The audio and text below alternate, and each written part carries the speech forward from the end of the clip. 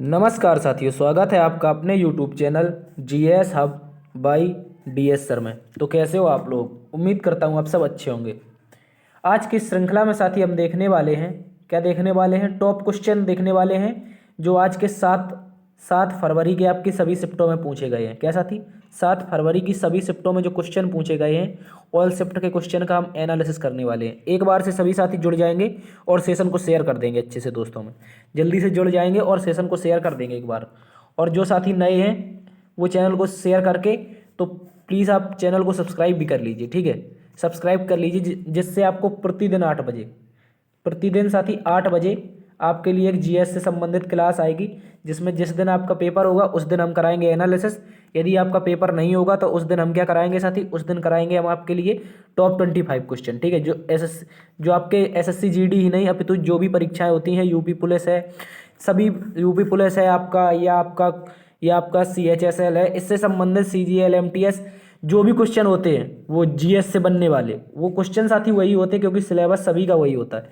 इसलिए आप लोग मार्ग नहीं भटकेंगे, क्योंकि कुछ लोग कहते हैं आपने टाइटल डाल दिया यूपी पुलिस, क्या डाल दिया? यूपी पुलिस, तो केवल यूपी पुलिस वाले ही दे सकते हैं। ऐसा कुछ नहीं है, आप कोई भी क्लास जीएस से संबंधित देख सकते हैं जो आपके सिलेबस के अकॉर्डिंग होती है, ठीक है? सभी साथी एक बार से जुड़ जाएंगे। हम 7 फरवरी का एनालिसिस देखने वाले हैं, जल्दी से जुड़ जाएंगे सभी साथी, ठीक है? चलते हैं आज के पहले क्वेश्चन की तरफ। आज साथी हम क्या देखने वाले हैं, तो इस प्रकार से क्वेश्चन रहेंगे हमारे, जो लगभग 50 क्वेश्चन हैं आपके। और जिन्होंने अभी तक चैनल को सब्सक्राइब नहीं किया तो प्लीज़ सब्सक्राइब कर लीजिए, ठीक है? 7 फरवरी की सभी शिफ्ट के लगभग 50 क्वेश्चन हैं, उन सभी का हम डिटेल से एनालिसिस करेंगे, ठीक है? जल्दी से सभी साथी जुड़ जाएंगे, एक बार से सेशन को शेयर कर देंगे। चलते हैं आज के पहले क्वेश्चन की तरफ। आज का मोटिवेशन कोड जो आपको ऊर्जावान बनाएगा और मंजिल के प्रति जागरूक रखेगा। कह रहा है साथी, जीत और हार। क्या कह रहा है? जीत और हार सोचने पर निर्भर करता है। क्या कह रहा है? जीत और हार होना सोचने वाले पर निर्भर करता है। मान लिया तो हार है और ठान लिया तो जीत है। आपको ठान लेना है, मानना नहीं है, ठीक है? जीत और हार तो आपकी सोच पर निर्भर करता है। आप उसके बारे में क्या सोचते हैं? जीत के बारे में, आप हार के बारे में क्या सोचते हैं, ये आपके किस पर निर्भर करता है? तो आपको याद रखना है, ये आपके करता है सोच पर, ठीक है? तो इसी जोश और जुनून के साथ चलते हैं आज के पहले क्वेश्चन की तरफ। आज का पहला क्वेश्चन हमसे क्या पूछा गया था साथी? आज हमसे क्वेश्चन पूछा गया था, पहला क्वेश्चन था, हर्षवर्धन को दक्षिण की तरफ नर्मदा नदी तट से आगे बढ़ने से किसने रोका था? ये क्वेश्चन देखो वही है, लेकिन घुमा फिरा के पूछ रहा है। वही कह रहा है कि हर्षवर्धन और जो पुलकेशन का युद्ध हुआ था। क्या साथी? हर्षवर्धन के साथ और कौन था? इसके विपक्ष में था हर्षवर्धन के साथ पुलकेशन द्वितीय। कौन था साथी? पुलकेशन द्वितीय। कौन था? पुलकेशन द्वितीय था। इसने क्या किया था? इसके साथ युद्ध हुआ था हर्षवर्धन का, ठीक है? तो आपको याद रखना है, ये आपको जानकारी कहाँ से मिलती है? ऐहोल अभिलेख से, ठीक है? कहाँ से जानकारी मिलती है? ऐहोल जो आपका अभिलेख है, ऐहोल अभिलेख में क्या होता है साथी? अभिलेख में इनका एक पुलकेशन का दरबारी कवि था, रवि कीर्ति। कौन था साथी? रवि कीर्ति, ठीक है? रवि कीर्ति एक दरबारी कवि था। इसी ने ऐहोल अभिलेख लिखा था, जिसमें बताया था कि हर्षवर्धन को पुलकेशन द्वितीय ने नर्मदा नदी तट से आगे बढ़ने से रोका ही नहीं अपितु इनको हराया भी था, ठीक है? यही जानकारी मिलती है, तो इसको अच्छे से याद रखेंगे। इसका आंसर क्या हो जाएगा? जो पुलकेशन द्वितीय था साथी, इसने हर्षवर्धन को नर्मदा नदी तट से दक्षिण की तरफ बढ़ने से आगे रोका था, ठीक है? इसको अच्छे से याद रखेंगे। पूछे अगर साथी ये युद्ध कब हुआ था, तो आपको याद रखना 618 एडी में, ठीक है? 618 एडी में ये युद्ध हुआ था, इसको अच्छे से याद रखेंगे, ठीक है? चलते अगले क्वेश्चन की तरफ। अगला क्वेश्चन साथी हमसे पूछा गया था कि हाल ही में उत्तर प्रदेश के पूर्व मुख्यमंत्री का निधन हो गया है, उनका नाम बताइए। ये 4 ऑप्शन थे, आप सभी को याद रखना। अभी हाल ही में हमारे नेताजी का निधन हो गया है, ठीक है? इनको नेताजी के नाम से भी जानते थे, इनको धरती पुत्र के नाम से भी जानते थे, ठीक है साथी? इनको अच्छे से याद रखेंगे। 2 उपनाम है इनके, नेताजी और धरती पुत्र। इनका नाम है साथी मुलायम सिंह। कौन है साथी? मुलायम सिंह। जिसका जलवा कायम है उसका नाम मुलायम है, ठीक है? ये मुलायम सिंह जो थे, इनका हाल ही में निधन हो गया है। और आपको याद रखना है, भारत सरकार ने इनको 2023 में, कब साथी? 2023 में पद्म विभूषण से सम्मानित किया है। किससे साथी? पद्म विभूषण से भी सम्मानित किया है, इसको अच्छे से याद रखेंगे। पद्म विभूषण से किससे सम्मानित किया गया है? तो मुलायम सिंह यादव को भारत सरकार ने किया है, ठीक है? हाल ही में इनका निधन हो गया है। इनका जन्म हुआ था सैफई इटावा में। कहाँ साथी? सैफई इटावा में इनका जन्म हुआ था। और इनका जन्म कब हुआ था? तो याद रखना 1939 में, ठीक है साथी? इसको अच्छे से याद रखेंगे। 1939 में इनका जन्म हुआ था, ठीक है? इसको अच्छे से याद रखेंगे। ये 2 से 3 बार उत्तर प्रदेश के कौन रह चुके हैं? मुख्यमंत्री रह चुके हैं। इन्हीं के पुत्र का नाम है साथी अखिलेश यादव। क्या नाम है? अखिलेश यादव किसका नाम है, तो बताना है मुलायम सिंह यादव के पुत्र का नाम है, ठीक है। और मुलायम सिंह यादव ने समाजवादी पार्टी की स्थापना की थी, किसकी, समाजवादी जो पार्टी थी, समाजवादी पार्टी की स्थापना मुलायम सिंह यादव जी ने की थी, इसको भी अच्छे से याद रखेंगे। जो पहले समाजवादी थी उसकी स्थापना की थी किसने, लोहिया ने, राम मनोहर लोहिया थे। कौन थे साथी, राम मनोहर लोहिया, जो इनकी समाजवादी थी, इसी समाजवादी को नया रूप दिया था किसने, मुलायम सिंह यादव ने, तो इसे कहते हैं समाजवादी पार्टी, ठीक है। तो इनका हाल ही में निधन हो गया, इनको दिया गया है पद्म विभूषण। ये क्वेश्चन आपसे पूछा गया था, इसको अच्छे से याद रखेंगे। अगला क्वेश्चन साथी हमसे पूछा गया था, चेराव नृत्य का संबंध किस राज्य से है, जल्दी से बताएंगे। ऐसे 4 ऑप्शन दिए गए थे, चेराव नृत्य का संबंध निम्नलिखित में से किस राज्य से है, तो आपको याद रखना, जो चेराव नृत्य है, कौन साथी, चेराव नृत्य है, इसी को कहते हैं बम्बू डांस। क्या कहते हैं साथी, बम्बू डांस, ठीक है, इसको अच्छे से याद रखेंगे। बम्बू डांस भी कहते हैं क्योंकि साथी ये बांस के लट्ठों पर चढ़ के 2 लोग नीचे करते, ऊपर एक लड़की इस पर डांस करती है। तो याद रखना ये चेराव नृत्य किसका हो जाएगा, आपका हो जाएगा मिजोरम का। कहाँ का साथी, मिजोरम का, ठीक है। मिजोरम का नृत्य कौन सा हो जाएगा, देखो आपने क्या किया, राव साहब ने पी रम, फिर उनकी हो गई बल्ले बल्ले, ठीक है।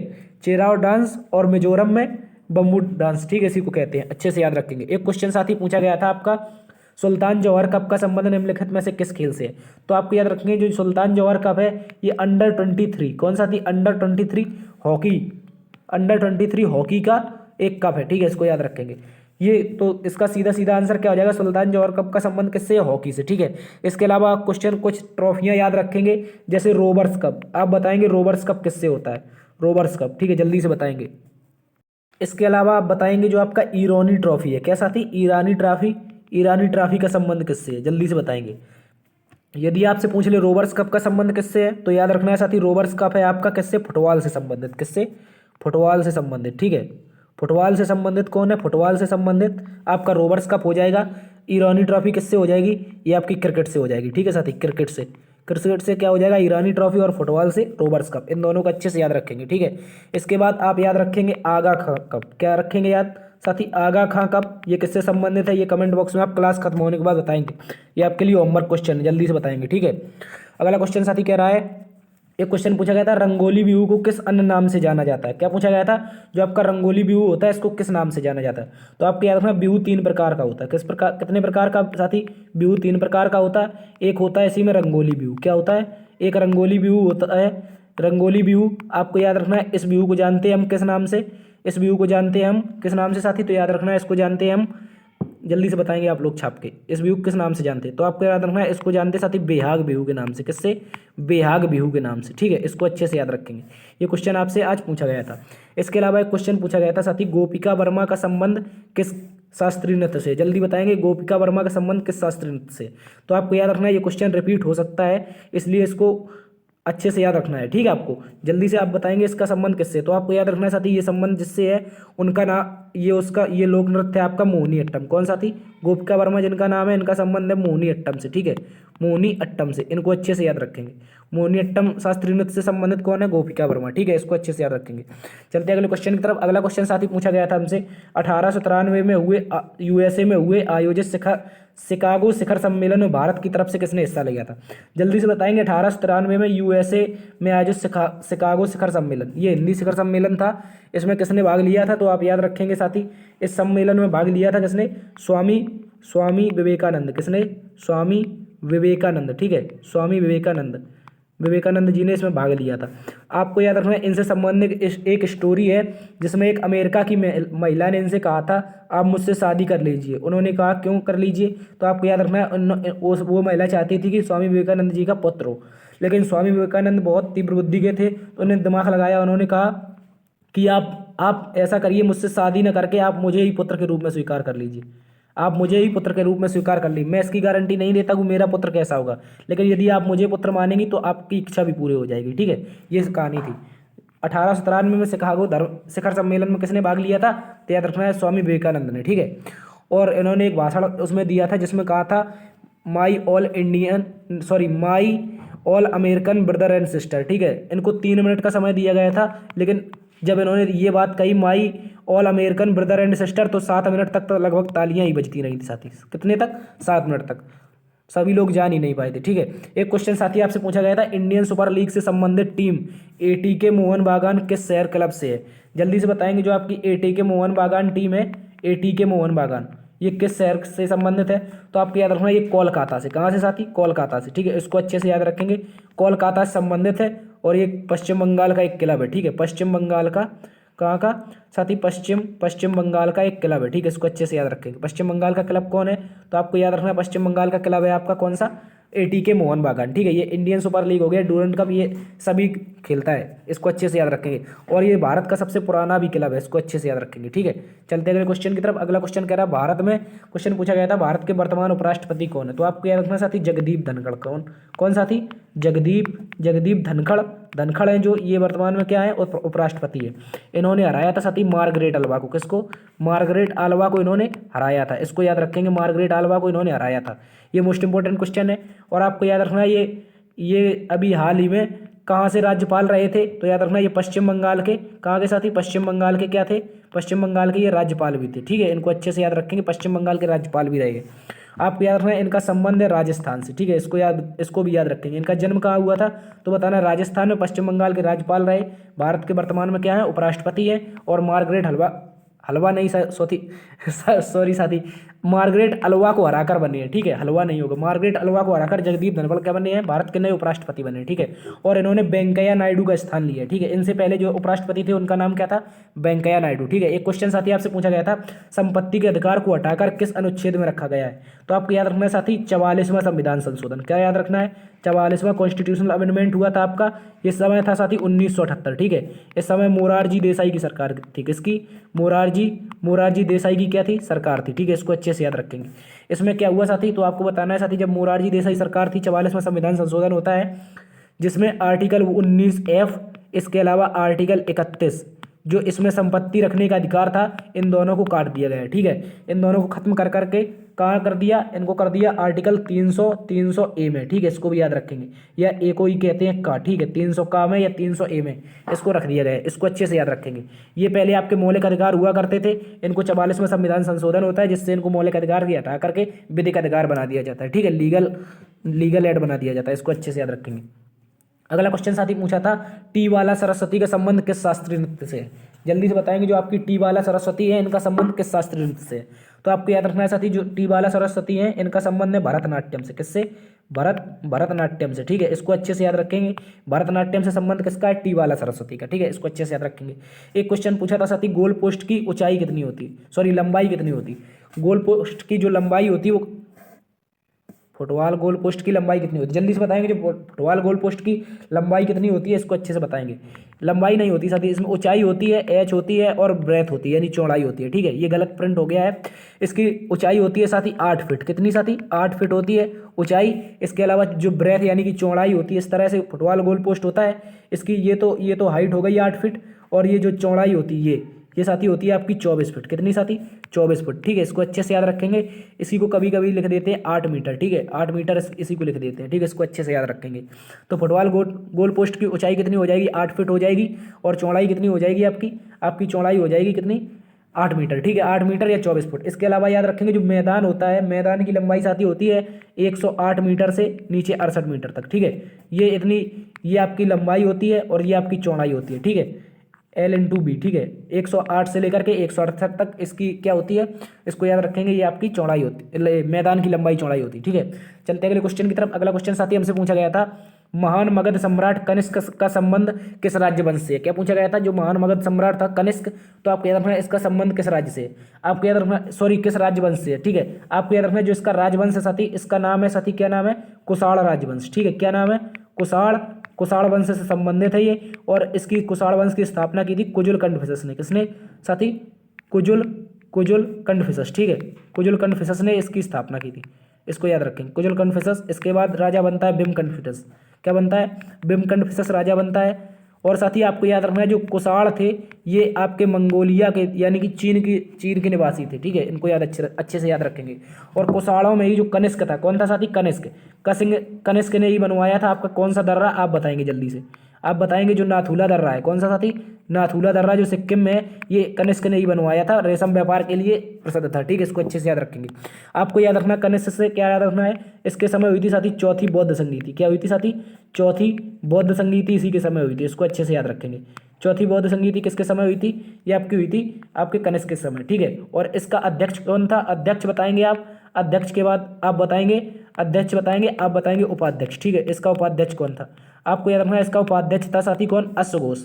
इसको अच्छे से याद रखेंगे, अश्वघोष इसका कौन था, उपाध्यक्ष था। ठीक है, इसको अच्छे से याद रखेंगे। आप बताएंगे अध्यक्ष कौन था। ठीक है, कमेंट बॉक्स में इसको छाप देना, ये होमवर्क क्वेश्चन है आपका, इसको छाप के बताना है। ठीक है, एक क्वेश्चन साथी आपसे पूछा गया था, निम्नलिखित में से भारत के किस राज्य में 5 नदियों का स्थान है। जल्दी से बताएंगे जो 5 नदियों का स्थान है वो किस राज्य में सबसे प्रचलित है। ठीक है, वैसे आपको याद रखना है पचनद चीज अलग है, क्या साथी, पचनद जो है ये अलग है, लेकिन आपको याद रखना है क्या पूछा है, 5 नदियों का स्थान, तो आपको याद रखना है ये साथी पंजाब है। ठीक है, पंजाब। और पचनद पूछ ले तो आपसे ये कहाँ है, ये आपका उत्तर प्रदेश के इटावा के पास है। ठीक है, इसको याद रखेंगे। ये जो पंजाब है ये 5 नदियों का स्थान है, और पचनद यानी कि 5 नदियों का संगम कहाँ पर है, ये आपको याद रखना है, ये उत्तर प्रदेश के इटावा में। ठीक है, इटावा जालौन से जो सीमा लगती है वहाँ पर है, इसको अच्छे से याद रखेंगे। ठीक है, एक क्वेश्चन आपसे पूछा गया था साथी, विशु किस राज्य का प्रमुख त्योहार है, तो आपको याद रखना है जो विशु है साथी, क्या आपका विशु है, आपको याद रखना है ये विशु क्या है, इसको याद रखना है ये केरल का नववर्ष है। क्या साथी, केरल का नववर्ष। ठीक है, केरल का नववर्ष इसी को कहते हैं विशु। ठीक है, इसको अच्छे से याद रखेंगे, केरल के नववर्ष को क्या कहते हैं, विशु कहते हैं। ठीक है, इसको अच्छे से याद रखेंगे। तो किस किस राज्य का प्रमुख त्योहार हो जाएगा, आपका हो जाएगा केरल का। ठीक है, एक क्वेश्चन पूछा गया था साथी, बेंगलुरु में प्रधानमंत्री मोदी जी द्वारा स्टैच्यू का उद्घाटन हुआ है। जल्दी से बताएंगे जो बेंगलुरु में प्रधानमंत्री मोदी जी ने स्टैच्यू का उद्घाटन किया है उसका नाम क्या है, तो आपको याद रखना है साथी ये है स्टैच्यू, क्या नाम है साथी, स्टैच्यू ऑफ प्रॉस्पेरिटी। क्या नाम है, स्टैच्यू ऑफ प्रॉस्पेरिटी। ठीक है, इसको अच्छे से याद रखेंगे, स्टैच्यू ऑफ प्रॉस्पेरिटी ये किसकी है, तो याद रखना ये केम्पेगौड़ा की है। किसकी साथी, केम्पेगौड़ा जो बेंगलुरु के संस्थापक थे, केम्पेगौड़ा इन्हीं की ये मूर्ति बनी है। ठीक है, इसका उद्घाटन किया है प्रधानमंत्री मोदी जी ने। ठीक है, इसके अलावा आप याद रखेंगे बेंगलुरु में है आपका मस्तिष्क अनुसंधान। क्या है साथी, मस्तिष्क अनुसंधान कहाँ पर है, बेंगलुरु में। इसको भी अच्छे से याद रखेंगे। बेंगलुरु को ही साथी सिलिकॉन वैली नाम से जानते हैं। किस नाम से, सिलिकॉन वैली नाम से। ठीक है, सिलिकॉन वैली नाम से किसे जानते हैं, आपको याद रखना है बेंगलुरु को जानते हैं। ठीक है, इसको अच्छे से याद रखेंगे, मस्तिष्क अनुसंधान केंद्र सिलिकॉन वैली, इसके अलावा बेंगलुरु को जानते हैं सिलिकॉन वैली के नाम से, और केम्पेगौड़ा एयरपोर्ट बेंगलुरु में है। ठीक है, इसको अच्छे से याद रखेंगे। यहीं पर आपकी स्टैच्यू ऑफ प्रॉस्पेरिटी भगवान केम्पेगौड़ा की मूर्ति स्थापित की गई। ठीक है, इसको अच्छे से याद रखेंगे। एक क्वेश्चन साथी पूछ रहा है, वर्तमान में भारतीय जनता पार्टी के अध्यक्ष कौन है। क्या पूछा था, वर्तमान में भारतीय जनता पार्टी के अध्यक्ष कौन है, तो आपको याद रखना है जो वर्तमान में भारतीय जनता पार्टी के अध्यक्ष हैं उनका नाम है साथी जगत, क्या नाम है, जगत प्रकाश नड्डा। ठीक है, इनका नाम है जगत प्रकाश नड्डा, इन्हीं को शॉर्ट में लोग कहते हैं जेपी नड्डा। ठीक है, आप कंफ्यूज नहीं होंगे, जेपी नड्डा पूछ ले या फिर जगत प्रकाश नड्डा पूछ ले तो आपको बताना है भारतीय जनता पार्टी के वर्तमान में कौन है अध्यक्ष। ठीक है, यदि पूछे भारतीय जनता पार्टी की स्थापना कब हुई थी, तो याद रखना साथी 1980 में अटल बिहारी वाजपेयी ने, किसने, अटल बिहारी वाजपेयी ने जनता पार्टी को भारतीय जनता पार्टी में बदल दिया था। ठीक है, अटल बिहारी वाजपेयी ने, जो पहले जनता पार्टी थी कौन सा थी, जनता पार्टी। ठीक है, मोरारजी देसाई की जो जनता पार्टी थी इसको भारतीय जनता पार्टी में बदलकर अटल बिहारी वाजपेयी ने 1980 में इसकी स्थापना की। ठीक है, इसको अच्छे से याद रखेंगे। एक क्वेश्चन पूछा था साथी, पल्लव साम्राज्य में ब्राह्मणों को दी जाने वाली भूमि को क्या कहते हैं।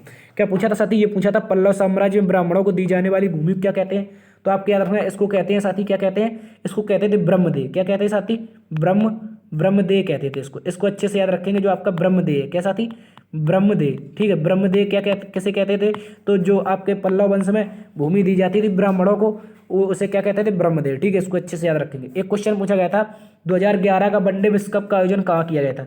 जल्दी से बताएंगे, जो आपका 2011 का वनडे विश्व कप हुआ था इसका आयोजन कहाँ हुआ था, तो आपको याद रखना साथ ही ये हुआ था इंडिया और श्रीलंका में। कहाँ पर, इंडिया एंड श्रीलंका में। ठीक है, इसको अच्छे से याद रखेंगे। और इसका विजेता कौन बना था, विजेता भी इंडिया बना था। ठीक है, इंडिया, इसको अच्छे से याद रखेंगे। इंडिया श्रीलंका में इसका आयोजन होता है, लेकिन विजेता कौन बनता है, तो बताना है इंडिया बनता है, किसको हराकर, श्रीलंका को हराकर। ठीक है, इसको अच्छे से याद रखेंगे, अच्छे से याद रखेंगे। 2011 का वनडे विश्व कप इंडिया श्रीलंका में आयोजन, और इसका विजेता कौन बनता है, इंडिया बनता है। ठीक है, इसको अच्छे से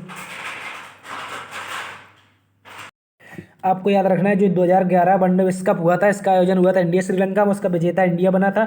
और आपको याद रखना 28 साल बाद, ठीक है, 28 साल बाद भारत ने पुनः एक बार वनडे विश्व कप जीता था। इससे पहले कपिल देव की कप्तानी थी, और जो 2011 का था इसमें धोनी की कप्तानी थी। किसकी, महेंद्र सिंह धोनी की। ठीक है, महेंद्र सिंह धोनी की कप्तानी कौन थी, तो 2011 का वनडे विश्व कप जो हमने जीता था उसमें महेंद्र सिंह धोनी की कप्तानी थी। ठीक है, एक क्वेश्चन आपसे पूछ रहा है किन दो देशों के मध्य स्थित है, कौन सा थी, मैकमोहन रेखा। जल्दी से बताएंगे जो आपकी मैकमोहन रेखा है, मैकमोहन रेखा ये किन दो देशों के मध्य है। तो आपको याद रखना 1914 में एक भारत का तिब्बत के साथ समझौता होता है, ठीक है। क्या होता है, भारत का तिब्बत के साथ समझौता होता है, इसमें मैकमोहन रेखा को डिसाइड किया गया था। तो आपको याद रखना इंडिया किसके साथ ही, इंडिया और चाइना के मध्य, इंडिया और चाइना के मध्य ये क्या है, ये आपका मैकमोहन रेखा है, ठीक है। इसको अच्छे से याद रखेंगे, ठीक है। इसके अलावा जो आपका तिब्बत था साथी, जब 1914 में समझौता हुआ था तो तिब्बत के साथ हुआ था, परंतु 1962 के युद्ध में, कब साथी, 1962 के युद्ध में क्या हुआ साथी, चाइना ने तिब्बत पर पूरी तरह से कब्जा कर लिया और इसको अपना वन चाइना पॉलिसी के तहत पूरा चाइना मानने लगा, ठीक है। इसको अच्छे से याद रखेंगे। तो इंडिया चाइना के मध्य आपकी हो जाएगी मैकमोहन रेखा, ठीक है। चलते अगले क्वेश्चन की तरफ। अगला क्वेश्चन पूछा था साथी सादर नृत्य कला शैली किस लोक नृत्य से संबंधित है। जल्दी से आप लोग बताएंगे जो आपकी सादर नृत्य कला शैली होती है ये किस लोक नृत्य से संबंधित है। तो आपको याद रखना ये साथी आपकी है भरतनाट्यम से, किससे, भरतनाट्यम से, ठीक है। भरतनाट्यम से संबंधित है। और साथ ही ये कहाँ पर भरतनाट्यम मनाया जाता है, तो याद रखना तमिलनाडु में, ठीक है। तमिलनाडु में आपका भरतनाट्यम आपका शास्त्रीय नृत्य होता है, ठीक है। इसको अच्छे से याद रखेंगे। तो सादर नृत्य कला शैली भरतनाट्यम की, ठीक है। एक कह रहा था क्वेश्चन पूछा था करंट संबंधित था, मेटा इंडिया के अध्यक्ष हाल ही में कौन बने हैं। तो आपको याद रखना है जो आपके अजीत मोहन थे, कौन सा थी, अजीत मोहन। अजीत मोहन ने क्या दे दिया, इस्तीफा दे दिया था इससे, अजीत मोहन ने इस्तीफा दे दिया। तो इसके स्थान पर मेटा इंडिया की, साथी ये मेटा वही है जिसको आप फेसबुक के नाम से जानते हैं, ठीक है साथी। फेसबुक के नाम से जानते हैं जैसे, ये आपका वही मेटा है, ठीक है। इसका कंपनी का नाम बदलकर मेटा हो गया, ठीक है, फेसबुक का। तो आपको याद रखना है इसके अध्यक्ष पहले थे अजीत मोहन, लेकिन कुछ इनकी जो समस्याएं थी उनसे इन्होंने क्या कर दिया, इस्तीफा दे दिया, ठीक है। और जब इस्तीफा दे दिया तो इसके स्थान पर कौन बनी, संध्या। साथी आपको याद रखना है संध्या का बनी थी, मेटा की। संध्या देवनाथन कौन बनी थी, संध्या देवनाथन आपकी मेटा की बनी थी हेड, ठीक है। इनको अच्छे से याद रखेंगे, संध्या देवनाथन मेटा की हेड बनी थी, ठीक है। इसको अच्छे से याद रखेंगे। अगला क्वेश्चन पूछा है साथी निम्नलिखित में से किन राज्यों में महिला साक्षरता दर सर्वाधिक। क्या पूछा गया था, निम्नलिखित में से किन राज्यों में महिला साक्षरता दर सर्वाधिक है। आपको कुछ ऑप्शन दिए गए थे, आपको याद रखना है जो आपका केरल है, कौन सा थी, केरल में तो सर्वाधिक है। इसके अलावा जो आपका इसके साथ में ऑप्शन दिया गया होगा आप उसको देख लेंगे, ठीक है। केरल में सर्वाधिक साक्षरता दर है, या तो आपका मिजोरम होगा, आप याद रखेंगे मिजोरम होगा। इसके अलावा आप देख लेंगे इसमें आंसर क्या हो जाएगा, ठीक है। केरल में महिला साक्षरता दर सर्वाधिक है, यहाँ पर 75% है, कितनी, लगभग 75% महिला साक्षरता दर है, ठीक है। ओवरऑल देखें तो केरल में सर्वाधिक साक्षरता दर है, ठीक है। इसको भी अच्छे से याद रखेंगे, ठीक है। अगला क्वेश्चन साथी हमसे पूछा गया था पहला खेल रत्न अवार्ड किसे दिया गया था। क्या पूछा था, पहला खेल रत्न अवार्ड किसे दिया गया था। तो आपको याद रखना ये हुआ था साथी 1991 में, कब साथी, 1991 और 1992 में ये इस अवार्ड की घोषणा होती है। आपका पहला दिया गया था विश्वनाथ आनंद को, किसको, विश्वनाथ आनंद को, ठीक है। इनको अच्छे से याद रखेंगे, जो आपके विश्वनाथ आनंद है इनको पहला खेल रत्न अवार्ड दिया गया था, ठीक है। और वर्तमान में इस खेल रत्न अवार्ड का नाम क्या हो गया है, तो याद रखना है मेजर ध्यानचंद अवार्ड। क्या हो गया साथी, मेजर ध्यानचंद अवार्ड, ठीक है। मेजर ध्यानचंद अवार्ड क्या हो गया है, इसका नाम हो गया है। और आपको बताना है इसमें साथी 25 लाख रुपए दिए जाते हैं, कितने, 25 लाख रुपए दिए जाते हैं। इसको अच्छे से याद रखेंगे, ठीक है। मेजर ध्यानचंद अवार्ड, पहला खेल रत्न अवार्ड विश्वनाथन आनंद को मिला है। और मेजर, अब इसका वर्तमान में नाम हो गया मेजर ध्यानचंद, और 25 लाख की राशि दी जाती है। इसको अच्छे से याद रखेंगे। और वर्तमान में 2022 में किसे दिया गया है, तो आपको याद रखना है जो 2022 का, कब का, 2022 का दिया गया है शरद कमल को, ठीक है। इनको भी अच्छे से याद रख लेंगे। शरद कमल को क्या दिया है, 2022 का मेजर ध्यानचंद अवार्ड दिया है। और ये टेबल टेनिस के खिलाड़ी है, किसके साथी, टेबल टेनिस के खिलाड़ी। इन्होंने बर्मिंघम में 3 गोल्ड 1 ब्रॉन्ज के साथ कुल 4 पदक जीते थे, ठीक है। इनको अच्छे से याद रखेंगे। टेबल टेनिस खिलाड़ी शरद कमल को 2022 का खेल रत्न अवार्ड मेजर ध्यानचंद दिए गए हैं, ठीक है। अगला क्वेश्चन साथी हमसे पूछा गया था 12वीं पंचवर्षीय योजना का उद्देश्य क्या था। क्या पूछा था साथी, 12वीं पंचवर्षीय योजना का उद्देश्य क्या था। तो आपको बताना साथी तीव्र, क्या साथी, तीव्र सतत समावेशी विकास। क्या साथी, तीव्र सतत समावेशी विकास, ठीक है। तीव्र सतत समावेशी विकास इसका क्या था, इसका प्रमुख उद्देश्य था। और ये अंतिम पंचवर्षीय योजना थी। इसका कार्यकाल था 2012 से लेकर के 2017 तक, ठीक है। और इसके स्थान पर क्या बना, फिर नीति आयोग बना था। इसको अच्छे से याद रखेंगे। एक क्वेश्चन आपसे पूछा गया था भारत वर्तमान में, क्या पूछा गया था साथी, उत्तराखंड के वर्तमान मुख्यमंत्री कौन है। जल्दी से बताएंगे उत्तराखंड के वर्तमान मुख्यमंत्री कौन है। तो आप क्या रखना है, हारकर जीतने वाले को क्या कहते हैं, पुष्कर कहते हैं, ठीक है। पुष्कर सिंह धामी, ठीक है। पुष्कर सिंह धामी कौन है, पुष्कर सिंह धामी वर्तमान में उत्तराखंड के मुख्यमंत्री हैं। और उत्तराखंड में कुल 70 विधानसभा की सीट है। इसको भी अच्छे से याद रखेंगे, ठीक है। और यहीं की पहली महिला स्पीकर कौन सा थी, उत्तराखंड की पहली महिला स्पीकर बनी है। स्पीकर का मतलब होता है जो आपकी विधानसभा की अध्यक्ष होती है, ठीक है। महिला स्पीकर कौन बनी है, तो आपको याद रखना है ये बनी है ऋतु खांडेरी, ठीक है। ऋतु खांडेरी जो है ये क्या बनी है, पहली महिला स्पीकर बनी है। उनको अच्छे से याद रखेंगे। एक क्वेश्चन साथी हमसे पूछा गया था 1929 के कांग्रेस अधिवेशन के अध्यक्ष कौन थे। जल्दी से बताएंगे जो आपका 1929 का कांग्रेस अधिवेशन था इसके अध्यक्ष कौन थे। तो आपके याद रखना है ये आयोजन हुआ था, इसका कांग्रेस अधिवेशन का आयोजन हुआ था लाहौर में। कहाँ पर, लाहौर में, ठीक है। और यहाँ पर एक वर्ष में स्वतंत्रता दिलाने की मांग रखी गई थी। और 26 जनवरी को 26 जनवरी को पंडित जवाहरलाल नेहरू जी के द्वारा क्या कर दिया गया, स्वतंत्रता प्राप्त करने का लक्ष्य रख दिया था। ठीक है, सभी भारतीयों से आग्रह किया था कि आप 26 जनवरी को भारत का स्वतंत्रता दिवस मनाएंगे। ठीक है, 1929 के लाहौर अधिवेशन में 26 जनवरी 1930 को भारत आजाद कराने की इन्होंने बात कर दी थी। ठीक है, इसके अलावा आप याद रखेंगे साथी इसके अध्यक्ष कौन थे, तो आपको याद रखना है इसके अध्यक्ष कौन थे, पीटी नेहरू थे। कौन थे, पंडित नेहरू। ठीक है, पंडित नेहरू इसके अध्यक्ष थे। इसको अच्छे से याद रखेंगे। आयोजन कहाँ हुआ, होता है लाहौर में होता है कांग्रेस का अधिवेशन 1929। 26 जनवरी 1930 को स्वतंत्रता दिवस मनाने की बात की गई और अध्यक्ष पंडित जवाहरलाल नेहरू थे। ठीक है, इसको अच्छे से याद रखेंगे। एक क्वेश्चन पूछा गया था साथी गोटीपुआ का संबंध किस राज्य से, क्या पूछा गया था, गोटीपुआ का संबंध किस राज्य से है। तो आपको याद रखना जो आपका गोटीपुआ है साथी इसका संबंध उड़ीसा से है। ठीक है, उड़ीसा से।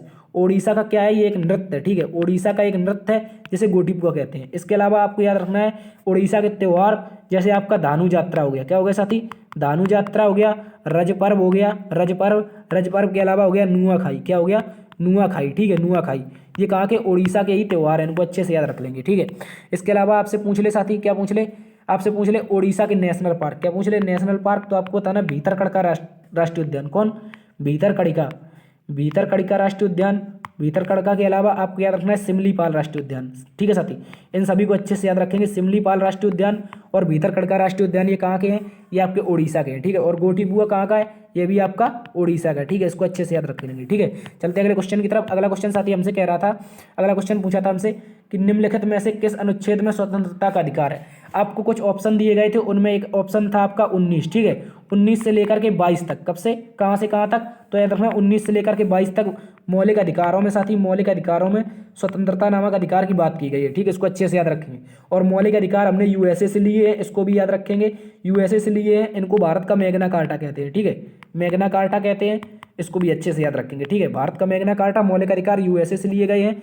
अनुच्छेद 19 से लेकर के 19 से लेकर के 22 तक, 19 से लेकर के अनुच्छेद 22 तक कुल आपके क्या है, स्वतंत्रता के अधिकार है। ठीक है, इनको देख लेंगे आप लोग।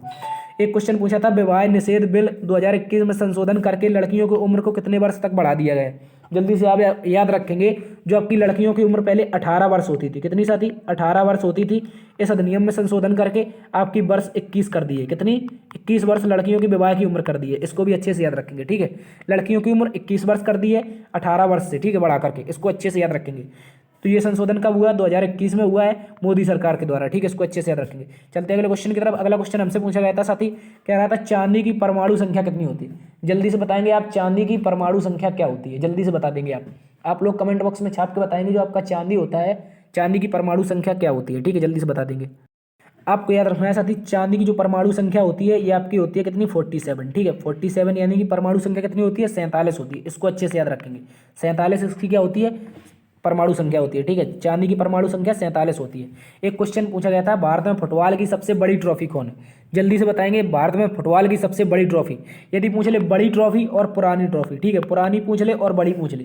बड़ी में याद रखना है साथी संतोष ट्रॉफी। क्या नाम है, संतोष ट्रॉफी है, संतोष ट्रॉफी। इसके अलावा आपको याद रखना है जो आपकी पुरानी है ये आपका है डूरंड कप। ठीक है, क्या नाम है, डूरंड कप। ये एशिया का सबसे पुराना फुटबॉल का कप है। ठीक है, डूरंड कप, इसको याद रखेंगे। डूरंड कप हाल ही में बेंगलुरु ने जीता है। किसने साथी, बेंगलुरु एफसी ने। और इसके अलावा आपको याद रखना है जो संतोष ट्रॉफी जीती है ये किसने जीती है, ये केरल राज्य ने जीती है। ठीक है, केरल राज्य ने, इसको अच्छे से याद रखेंगे। ठीक है, डूरंड कप बेंगलुरु एफसी ने जीता और केरल राज्य ने 75वें नंबर की। ठीक है, इसको याद रखेंगे, 75वें नंबर की संतोष ट्रॉफी जीती है। इसको अच्छे से याद रखेंगे। पहले तो क्वेश्चन यही बन गया, संतोष ट्रॉफी का संबंध किससे है, तो याद रखना फुटबॉल से। डूरंड कप का संबंध किससे है, ये भी फुटबॉल से। ठीक है, इस तरह से क्वेश्चन आपसे पूछा जाता है। तो ये थी साथी आज की क्लास। उम्मीद करता हूँ आपको क्लास पसंद आई होगी। यदि साथी पसंद आई है तो लाइक कीजिए, शेयर कीजिए। यदि चैनल पर नए हैं तो सब्सक्राइब जरूर कर लें। ठीक है, सब्सक्राइब जरूर कर लें जिससे हमारा मोटिवेशन बढ़ता रहेगा और हम आपके लिए प्रतिदिन शाम 8 बजे, कितने बजे साथी, प्रतिदिन शाम 8 बजे आपके लिए वीडियो लेकर आते रहेंगे। ठीक है, देखते रहिए GS अब बाई DS सर। मिलते अगली वीडियो में, तब तक के लिए अपना ख्याल रखना। जय हिंद।